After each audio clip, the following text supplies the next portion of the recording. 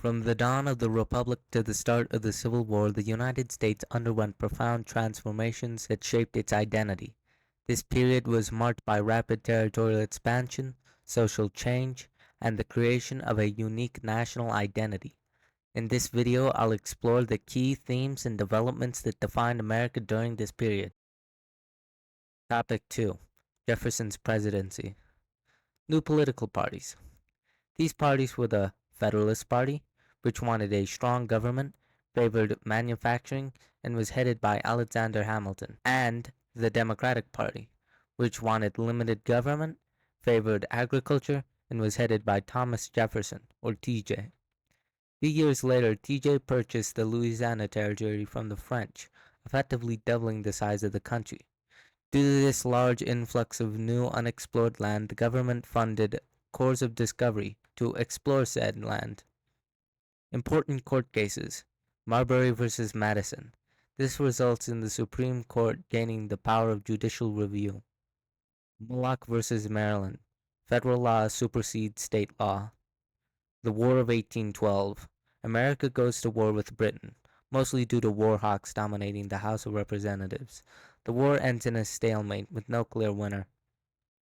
Topic 4.3. National interests versus regional interests. Federalist opposition to the War of 1812. Federalists felt that the war would disrupt northern business, so they despised the war, so much so that they threatened secession in New England. The American system. Proposed by Henry Clay, the American system attempted to unify the national economy, and it was made up of the following policies. First, federally funded transportation and infrastructure, which would have helped farmers and merchants.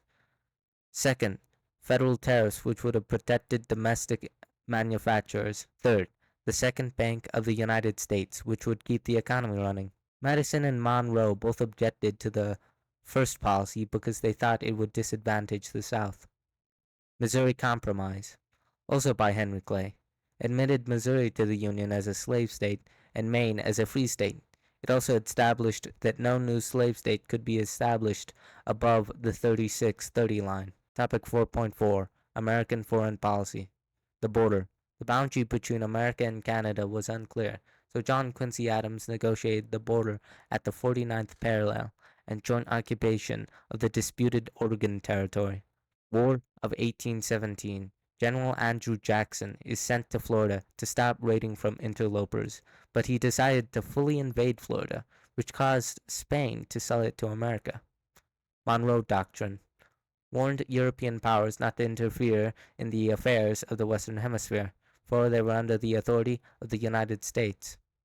Topic 4.5. Causes of the Market Revolution. Market Revolution. The linking of factories and farms between the North, West, and South, which was caused by advancements in agriculture, industry, and transportation. 1,000-mile paved road which connected Maryland and Illinois. Erie Canal, an artificial waterway constructed in New York which linked eastern farms and western manufacturing. The factory system. Factories started mass producing individual parts, and then workers would assemble the parts into finished products, and then those goods would be shipped off to market. The cotton gin sped up the process of turning cotton into yarn and allowed for expanded production of cotton. Topic 4.6. The effects of the market revolution. Migration. Industrial cities exploded in both size and diversity, mostly because of immigration from Ireland and Germany. Nativism. This idea flourished because of the attacks on Jewish and Catholic immigrants that claimed they were trying to ruin American society. The middle class. Due to an expansion in industry, a middle class emerged in the North, made up of businessmen, shopkeepers, journalists, and doctors. Cult of domesticity. The idea presented in the media that women's purpose is to have children and then raise them, while men do the real work. Topic 4.7. The expansion of democracy. The Panic of 1819. Due to irresponsible banking practices and decreased demand for American exports, the American economy crashes. As a result of the great turmoil, working men demanded universal white suffrage in order to hold politicians accountable, and eventually the states listened. Factionalism. After the dissolution of the Federalist Party, the Democratic Republicans started to fragment into two groups within the Democratic Republicans. These groups were the Democrats, who wanted to expand federal power and were loose constructionists, and the National Republicans, who wanted to limit government and were strict constructionists. Topic 4.8: Jackson's Presidency. New political parties. The two factions in the Democratic Republicans eventually split into two parties. The Democrats, who were led by Andrew Jackson, who were inspired by TJ, were for limited government, free trade, and were against corporate monopolies, high tariffs, and the national bank. The Whigs, led by Henry Clay, who were inspired by Hamilton, were for a strong central government, the national bank, protective tariffs, federally funded transportation and infrastructure, and they were against immigrants. The Tariff of 1828. The tariff raised prices on imported goods by 40%, which benefited Northerners and Westerners, but heavily disadvantaged Southerners. John C. Calhoun hated the tariff so much that he created a doctrine of nullification, wherein which states could ignore federal laws if they found a law unconstitutional. Force Bill. In reaction to Calhoun's nullification, Andrew Jackson passed the Force Bill, which would allow Jackson to respond with military action. The Indian Removal Act, a law that mandated all Indians be moved west of the Mississippi River into the Oklahoma Territory.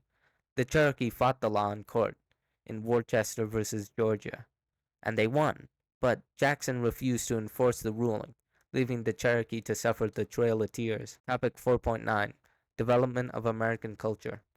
Romanticism. Contrast the cold rationality of the Enlightenment with the warmth of emotion and desire and human perfectibility. Architecture. Most colonial architecture was built in the British Georgian style, which was restrained and symmetrical. But during this period, we see a revival of Greco-Roman architecture. American authors. Many American authors were inspired by Sir Walter Scott, whose stories were filled with heroism. Some examples of American authors would be James Fenimore Cooper, who romanticizes the opportunity and danger of the West, and Washington Irving, who fills the American landscape and people with fantasy.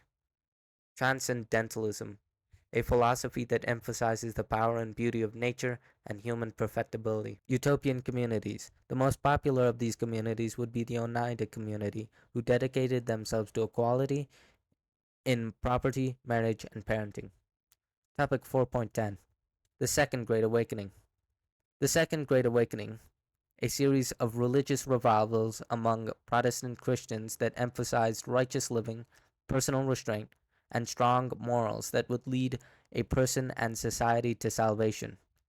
A preacher important to the Second Great Awakening would be Charles Grandison Finney, who pioneered a new kind of preaching that was less God-centered. Instead, Finney preached with great emotion and sought to awaken emotion within his audience. Topic 4.11: Reform movements. The cause for reform movements. The market revolution, along with expanding democracy, embedded the idea that economic and societal improvement could be gained through hard work. Joseph Smith founded Mormonism because he reportedly received revelations from God that the church has strayed away from God's true teachings, and that Smith was God's appointed prophet. But eventually, Joseph Smith was lynched for his polygamy. So, Brigham Young took over the church and led the Mormons into the Utah Territory. The Liberator. The Liberator was an abolitionist newspaper which argued that white folks need to take a stand against slavery by means of moral persuasion and nonviolence. Frederick Douglass. Frederick Douglass was an escaped slave who taught himself how to read and write and established his own abolitionist movement. Seneca Falls Convention, a meeting called to address women's rights in society, and was led by Elizabeth Cady Stanton and Lucretia Mott. Topic 4.12: Black Americans. Black culture. While dehumanization and misery defined Black Americans' lives, it wasn't the sole facet of their lives. Despite their condition, they were able to create a social identity and rich culture. Slave rebellions. They were the greatest fear of the slaveholding elite. There are three notable examples during this period: the Haitian Revolution, wherein which the enslaved population of Haiti successfully rose up and killed their masters; Nat Turner's Rebellion, where Nat Turner and his followers rose up and killed their masters before they were squashed by the state militia, and the Armistead Rebellion, where enslaved Africans mutinied against their slavers and were cleared of their crimes and set free. Topic 4.13 Southern Society. Common misconception. Most people in the South were not slave owners. Instead, most were yeoman farmers, meaning they lived off the land. However, most of these white farmers supported white supremacy due to the planters' class domination over media and information. White supremacy. The idea that even if white people's economic or political interests differed, they are all united by the superiority of the race. From territorial expansion to industrialization, the social reform the nation grappled with competing visions of its identity and destiny. As we reflect on this era, I am reminded that the legacy of this period continues to shape the America I know today. Thank you for joining me on this journey through America's past. Until next time, farewell.